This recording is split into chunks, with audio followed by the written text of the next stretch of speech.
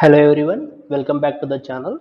So in the previous session, I have discussed about electronic configuration.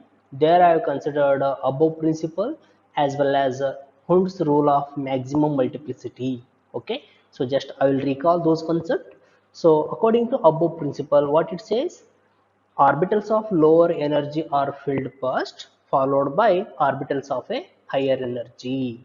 Okay, in another words, what I can say, electron enters into various available orbitals in the increasing order of their energies. Further, I discussed about N plus L rule. What is the rule about? It speaks about relative energy of various orbitals. Okay. So one can govern the relative energy of various orbitals with the help of N plus L rule. So basically there are two rules. So what is the first rule? Okay. According to first rule, that is first rule of N plus L. Okay. So what is the first rule says? The orbital having lower n plus L value, I repeat, orbitals having lower n plus L value has least energy is filled first, followed by orbitals having higher n plus L value. Okay, it's the first rule. Then if I consider second rule, according to second rule of n plus L, what it says, if any two orbitals have same n plus L value, okay, I repeat, if any two orbitals have same n plus L value, then orbital with the lower n value has less energy and is filled first. So in the previous session, I have even mentioned the example also. Well, it is regarding above principle as well as n plus L rule. Now, what is the second rule we said about? It is the Hund's rule of maximum multiplicity, or simply it is called Hund's rule. So according to Hund's rule, what it says, a pairing of electron takes place only when all available degenerate orbitals are occupied singly. Okay, pairing of electron takes place only after all degenerate orbitals are occupied by one electron each. Okay, it is regarding Hund's rule of maximum multiplicity. Now, in this session, I am going to continue the rest of the part, that is, as I said, electron configuration is governed by a set of four rules, or I can say four principles. In the previous session, we have completed two. Now, in this session, I am going to deal with the rest. Well, so what I said, the next rule will be, it is the Pauli's exclusion principle. What is the next one? Pauli's exclusion principle. Well, according to this principle, what it says, no two electrons in an atom can have same four quantum numbers. Okay, if we compare any two electrons of an atom, they do not going to have all four same set of quantum numbers. Means we know about four quantum numbers: principal, azimuthal, magnetic and spin quantum numbers. When I compare these four quantum numbers of any two electron of an atom, they do not going to have same values for those four quantum numbers. Yes, there is a possibility of having three quantum number values may be same, but they are going to differ with at least one quantum number. It is all about Pauli's exclusion principle. So what is to be remembered here? When I when we consider any two electrons in an atom, so we say no two electrons in an atom can have same four quantum numbers. The values will be always different. Okay, or in another words, how we can say is, the an orbital can accommodate how many electrons? Yes, we know that an orbital can accommodate a maximum of two electrons which have opposite spin. Means in an orbital, if we accommodate two electrons, what about fourth quantum number? That is a spin quantum number.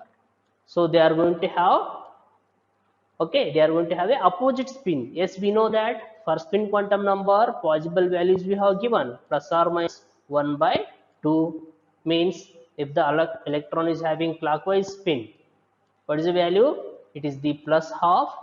Okay, then if the electron is having anti-clockwise spin, its quantum number value will be minus half. In the sense, Pauli's exclusion principle says no two electrons in an atom can have, okay, same four quantum numbers. It means if you compare those four set of quantum numbers, at least they differ with the one. At least they differ with the spin quantum number value. Okay, so please remember the both the statements. First statement, no two electrons in an atom can have same four quantum numbers, or else how we can define an orbital can accommodate a maximum of two electrons which have opposite spin. Opposite spin means their quantum number values will be different. If one is going to have plus half, another is going to have minus half spin. Okay, well, now we go for illustrations. Well, what is the, before going for, please wait a second.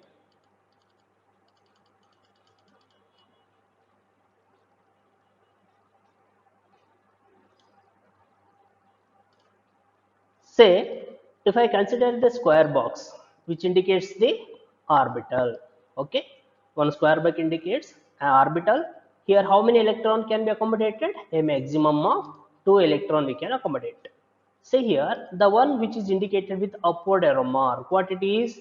Electron having clockwise spin. The another one which we indicated with the downward arrow mark, what is this? This electron indicates the electron having anti-clockwise spin. In the sense, say for in an orbital, yes, they may have same principal quantum number, same azimuthal quantum number, and same magnetic quantum number. But what is the difference? Yes, they may differ with the quantum number. One is having clockwise spin and another one is having anti-clockwise spin. Okay. Well, we go for more particular example here. Say for example, helium is the second element and atomic number is 2 and its electron configuration is 1s2. 1s2 means here, if I consider 1s, there is only one orbital, that is s subshell has only one orbital, so I have written one square box. How many electrons are there? There are two electrons. Well, those two electrons, in the first electron obviously is going to have a clockwise spin, upward arrow mark, and if I consider second electron is going to have a downward arrow, it is indicated with the downward arrow mark, so is going to have an anti-clockwise spin. Now here, that what is that one indicates? One indicates the shell, that is energy level, or I can say principal quantum number. So one means here n value is equal to 1. These both electrons present in the shell itself. Therefore, what is the one value? The n value will be 1 for both the electrons. And both the electrons present in which subshell? S subshell. For S subshell, what is the L value? L is equal to 0. Now I can say for both the electrons, for these both electrons, n is 1, L is equal to 0. Means for first electron, n is equal to 1. For second electron is also n is equal to 1. And regarding L value, for first electron, L is equal to 0. For second electron also, L is equal to 0. Now what I can see here, both electrons have same n value, that is principal quantum number, and both have same L value, that is azimuthal quantum number. So two quantum numbers are same. Further, if you go for, if L is equal to 0 means, what about magnetic quantum number? M is equal to 0. Now what I can say? Three quantum numbers. Principal quantum number, same. Azimuthal quantum number, same. Magnetic quantum number is also same. So both electrons have same principal quantum number value, same azimuthal quantum number value, and same magnetic quantum number value. But if you look for the fourth one, that is spin quantum number, for the first electron, as it is indicated with upward arrow mark, we know that an arrow mark indicated with upward arrow mark, okay, and then upward arrow mark which indicates the electron having clockwise spin. Clockwise spin means, okay, what is the quantum bar? It is the plus half. Then if you go for second electron, so for the second electron, it is indicated with the downward arrow mark. What is the downward arrow mark indicates? Electron having an anti-clockwise spin. Now, if you compare, when you look for all the quantum numbers for both electrons, first as well as second. So for first and second, first three quantum numbers are same. So what we noticed here, n values are same, L values are same, and M values also same. So both electrons have same value of for principal quantum number, azimuthal quantum number, and a magnetic quantum number. But what is the difference we observed? First electron is having plus half as its spin quantum number, while second electron is going to have minus half as its spin quantum number. So I hope it is clear for you. So according to Pauli's exclusion principle, what it says, no two electrons in an atom have same set of quantum numbers. Okay, they may have three quantum numbers may be same, but they differ with the fourth one, right? Well, it's regarding Pauli's exclusion principle. So is the one more rule which governs the electronic configuration. Well, we go for last one. What is the last one? Okay, last one is what I said, rule of stable configuration. It is the fourth. Okay, fourth rule of stable configuration. Well, according to this rule of stable configuration, what is the statement? Exactly half filled,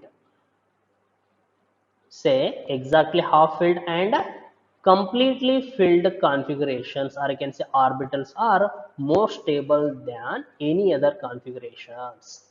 So according to rule of stable configuration, what it says, exactly half filled and completely filled orbitals are more stable than the any other configurations. Well, here as I said, half filled and completely filled configurations. So here, meaning of half filled. So what we said, half filled and completely filled configurations, or I can say orbitals. For example, if I consider S subshell, S subshell, how many orbitals?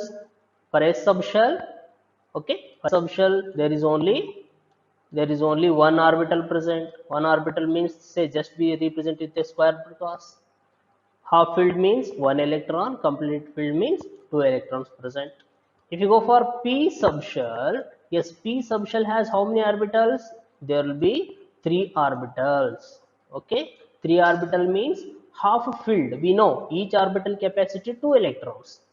Here 2 plus 2 plus 2. So p can accommodate a maximum of 6 electrons, minimum of 1 electron. So we get possible configurations here, p1, p2, p3, p4, p5 and p6. Now here half filled means half filled. So for p subshell, if I consider half filled configuration means it is the p3 configuration, 1 electron each in each orbital, that is p3. P3 is half filled. And if I consider completely filled configuration means how many electrons can accommodate? We can accommodate 6 electrons, right? So in what is a completely filled configuration? P6. So these are the two configurations out of 6 possible configurations. What are those? P1, P2, P3, P4, P5 and P6. Out of these 6 possible configurations, exactly half filled means it is the P3, right? Exactly half filled means P3, and completely filled orbitals, that is P6. These two configurations are more stable than what is the rest of P1, okay, P2, P4 and P5. When I compare the stability of these orbitals, so according to rule of stable configuration, what it says, exactly half filled and completely filled configurations are more stable than other possible configurations. Means here P3 and P6 are more stable than the P1, P2, P4 and P5 configurations. So it's all about, there is a rule of stable configurations. Well, here we can analyze this with particular examples.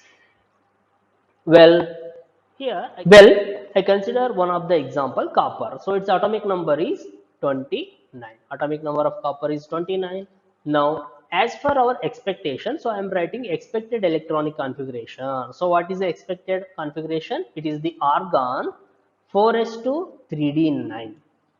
4s to 3d9. So argon 18, okay, 18 plus 2, 20 plus 9, that is 29. So 29 electrons were get distributed, 18 electrons in the form of argon 4s to 3d9.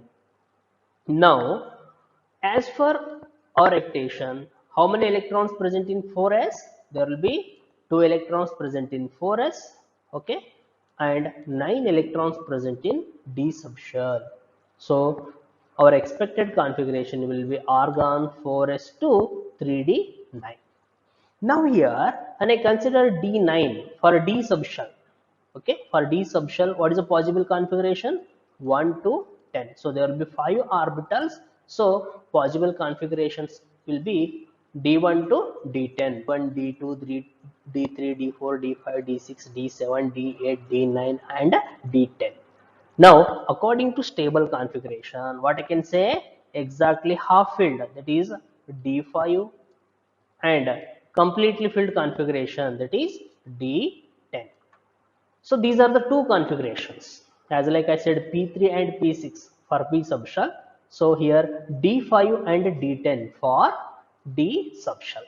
So according to rule of stable configuration, D5 and D10 configurations are more stable compared to remaining, or I can say rest of the configurations. What are those? D1, D2, D3, D4, then D6, D7, D8, D9. So when I compare stability of these possible 10 possible configurations, which are more stable, D5 and D10 are more stable. So whenever there is a chance, what happens? There will be migration of electron takes place, or I can say shifting of electron takes place. Due to this transfer, we are going to get a different configuration, that is observed electronic configuration. So now we can see here both the configurations, one is expected, another one is actual. So expected is argon 4s to 3d9, but actually what is the observed configuration? It is the 4s1 3d10. So why we are getting this configuration means it is in accordance with the rule of stable configuration. So for copper, which is correct configuration? It is the argon 3d10 4s1, or I can say 4s1 3d10 is the correct configuration, but not 4s2 3d9. Well, then if I consider copper gains stability with the fulfilled d sublevel, as I said, by transferring one electron from 4s to 3d. Okay, one electron is being transferred here from 4s to 3d cell, so that 4s1 3d10, it is the observed configuration. By transfer of this electron, copper gains stability with the completely filled, or I can say fully filled d sublevel. Okay, is it clear? Well, one more example, that is chromium. See here, chromium atomic number for chromium is 24. So atomic number is 24. So expected configuration, as like if I consider argon 18, so 4s to 3 4, 18 plus 2 20, 20 plus 4 24, it is our expected configuration. But what is the observed, or I can say actual configuration? It is the argon 4s1 3d5. Here one of the electron, as like in case of copper, similarly here also one electron is being transferred from 4s to 3d, so that we are going to get a exactly half filled d5 configuration. So will be more stable. Okay. So even in case of chromium also, what happens? One electron is being transferred from 4s to 3d. So we get argon 4s1 3d5 as a configuration. So it is the correct electronic configuration of chromium, that is argon 4s1 3d5. So here what happens? Chromium gains stability with a half filled d sublevel. So in copper gains stability with a completely filled d sublevel. Chromium gains stability with a half filled d sublevel. So these are the illustrations with respect to rule of table configuration.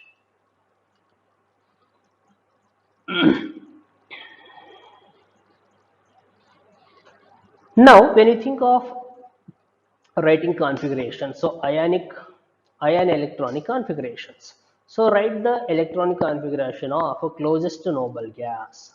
So for example, say oxygen ion O2 minus. Oxygen, what is the atomic number? 8.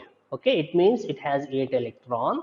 O2 minus, whatever the extra charge indicates the addition of those number of electrons. So 2 minus means there will be 2 electrons. So total how many electrons present in an oxide ion? There will be 10 electrons. So an noble gas having, so noble gas having 10 electron will be neon. So what I can say here, oxide ion is equivalent to a neon configuration. Now what I can say, so oxide ion has 10 electron. So how we can write it? So oxide ion for 10 electron we have to write the electronic configuration. So helium 2s2 2p6.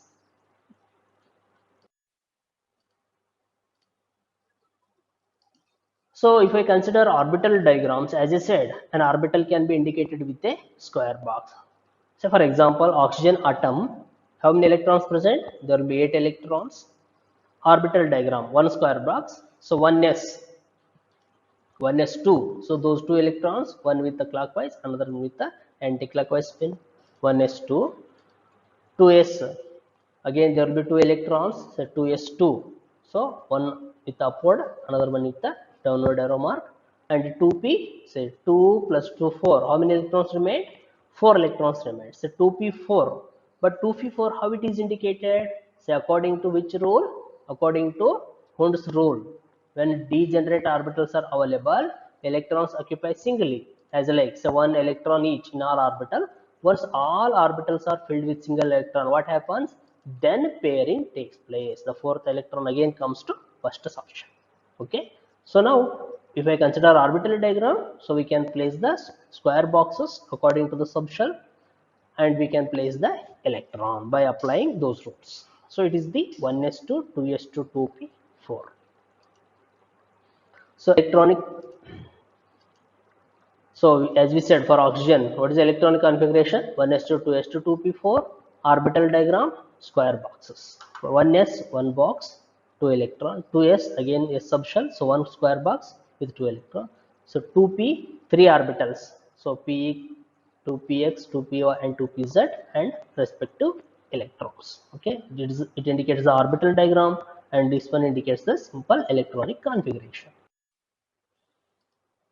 And further, if we consider the notation of electronic configuration, we have a longhand as well as shorthand notations. So for example, sulfur, its atomic number 16, so it has 16 electrons. So longhand notation, or you can say configuration, means we have to start writing with the all possible orbitals. So 1s2, 2s2, 2p6, 3s2, 3p4. So it is the longhand form of notation. On the other hand, so here what it indicates, these second shell, all these indicates the core electrons, and the third shell electrons 3s and 3p, it indicates the valence shell, outermost shell. Okay, so these are the innermost electrons, so these are called electrons. Third is the valence shell, and whatever the electrons present, they are considered as a valence electrons.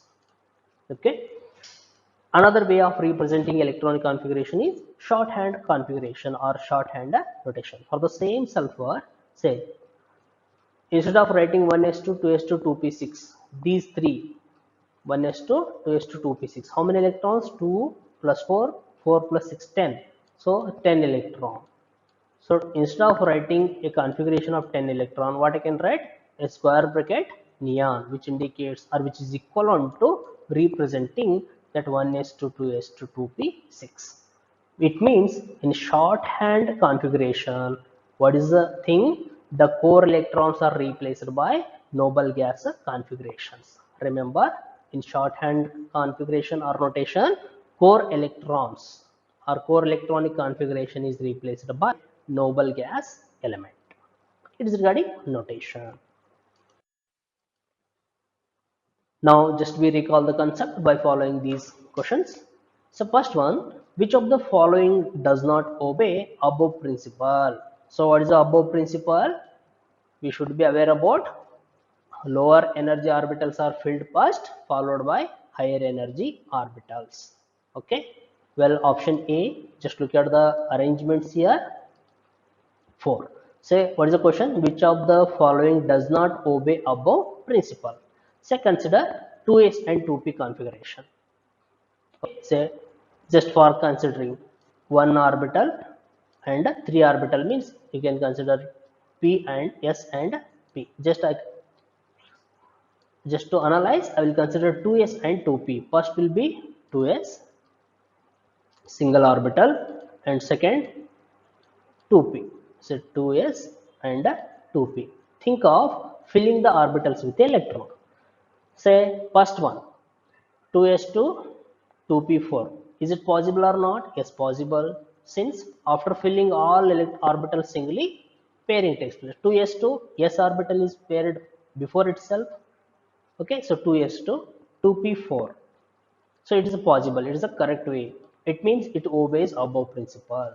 If you go for third option, set 2s to 2p3. Yes, it is also correct way of representing. After filling s subshell, electron goes to p subshell, and in p subshell, three orbitals present. They all occupied singly. Okay, go for D. 2s to 2p5. Yes, it is also correct way of representing, or I can say it obeys above principle. First s is filled completely, then remaining electron goes to p subshell, where first electrons occupied singly, then pairing takes place. Say 2px to 2py to 2pz1. So A, C and D, these are correct way of representing the configuration. But when you look at the second B option, say 2s1, 2p3. Say s orbital is not filled completely. This s orbital even to it is not completely filled. So before itself, remaining electron goes to p subshell. S is empty. Lower energy orbital is empty, but they are showing electrons in higher energy orbital. Is it against the rule? So lower energy orbital is still remains empty, but higher energy orbital is indicated with the 3 electrons. It means it is the way of representing the configuration. Then I can say here, which of the following does not obey above principle means what is the answer? B is the answer. It does not obey above principle. So first, that is A option, C and D. They strictly obey the above principle, but not the second one. Okay. Well, coming to the next one.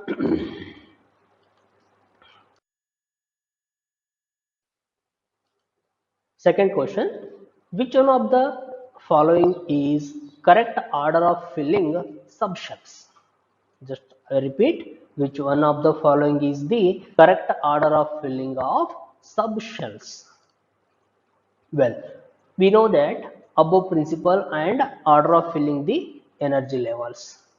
First, we look at the options.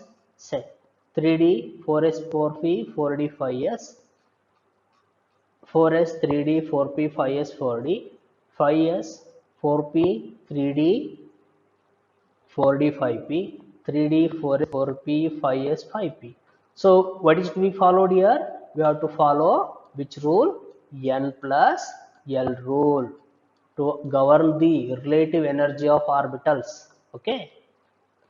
We have to follow the N plus L rule, that is first as well as second rule, so that we get the relative energies and sequence, or simply we have to remember the sequence of that relative energy of orbitals so that we can opt. So what is the question here? Which one of the following is correct order of filling subshells? So it is the right way of, that is second is the right filling the orbitals 4s, 3d, 4p, 5s and 5d.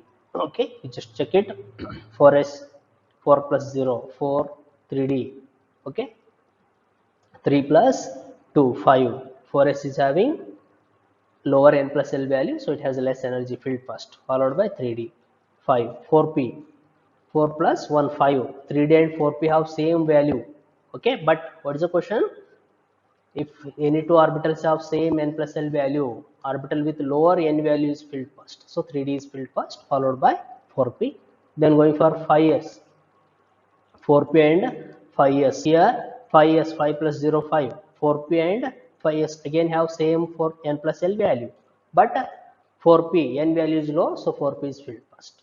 Then if you go for 5s and 4d, 5 4d, here 4 plus d, for d it is 2 6, so we get 6. So n plus l value is 6 here, for 5 it is 5, so 5s is filled, followed by 4d, so it is the correct answer. Like if you check n plus l value for these remaining orbitals also, we can notice these are all wrong, but second is the right.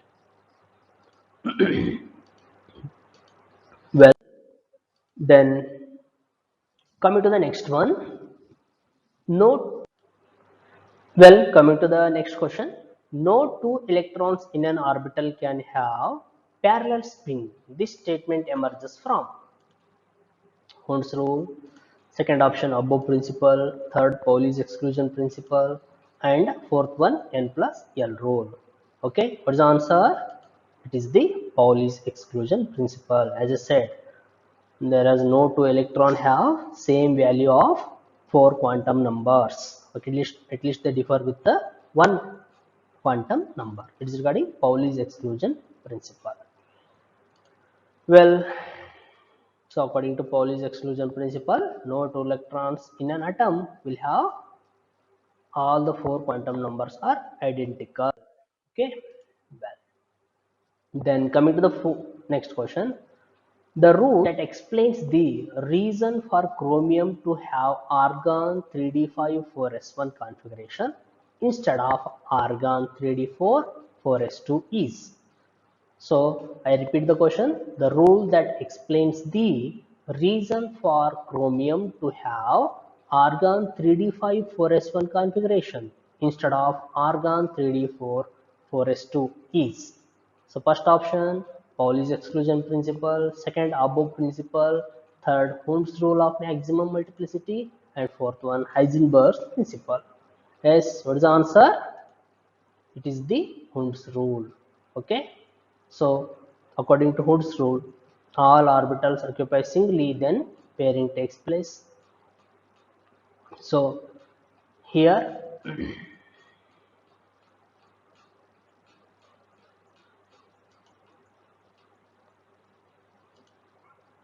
the half-filled and complete filled degenerate orbital in an atom give a greater stability than incompletely filled orbitals. So Hund's rule even speaks about the stability of a Arkansas stable configuration.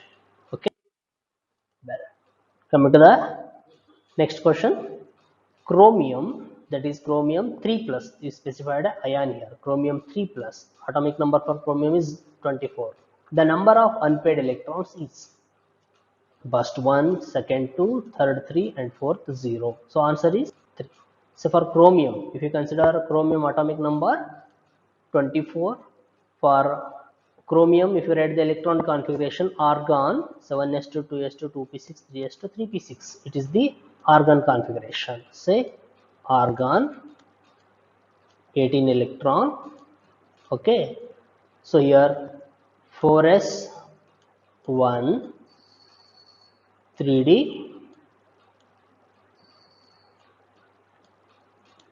3d5.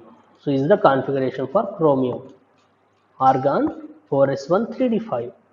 So 18, 19, 24 total. Okay. So if I consider chromium 3 plus, it is a configuration for chromium. Chromium 3 plus means here first plus 3 charge. What it indicates? 3 electrons are lost. 3 electron means 1 electron from 4s. So what is the configuration?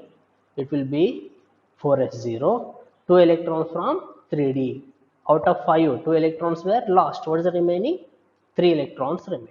So For chromium 3 plus, we have written electron configuration 1s2, 2s2, 2p6, 3s2, 3p6. There is no change in the core electronic configuration. Okay, 4s, one electron is lost, so it is 4s0. 3d5, two electrons are lost here, so it will be 3d3. So whatever the core electrons, all are paired electrons. What is unpaired electron here? Only with respect to d3. So d3 means, so there will be 5 orbitals.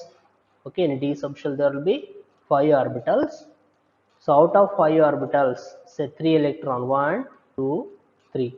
Say here all those 3 electrons are unpaired. So what is the question they asked? The number of unpaired electrons in chromium 3 plus. So how many electrons present? 3 electrons present. I hope you understood about this. Well, with this, I am going to conclude today's session. Again, in the next session, I am going to discuss about some other concept of a chemistry. Okay, thank you.